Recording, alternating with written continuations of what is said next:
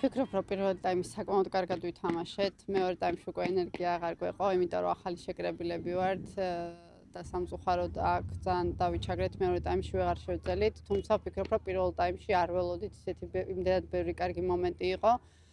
ვფიქრობ, რომ ძალიან კარგია, რომ საბერძნეთი გვყავს წინა სატესტო გუნდი, იმიტომ რომ ძალიან კარგი გუნდია და ვფიქრობ, ოფიციალური თამაშების წინ ძალიან მოგვეხმარება ამ გუნდთან თამაში.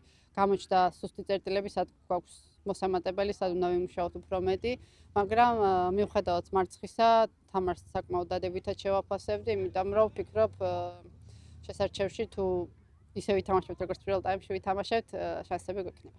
სამწუხაროდ პირველ თამაშის მე რამოდენიმე ფეხბურთელი წავა, იმიტომ რომ კლუბშიც აქვთ თამაშები და სამწუხაროდ არ გვეყოლებიან, რაც რა თქმა უნდა შანსს მისცემს იმ ახალწეულ ფეხბურთელებს, რომლებიც პირველად არიან ახლა ჩვენთან ერთად, თავით გამოიჩინონ და წარმოაჩინონ, ვნახოთ როგორ ვითამაშებთ, სავარაუდოდ ცოტა უფრო განსხვავებული თამაში იქნება მეორე თამაში, მაგრამ ვეცდებით, რომ მეორე თამაშიც ის პლუსები, რაც გვაქვს, მაქსიმალურად კარგად წარმოვაჩინოთ სტადიონზე.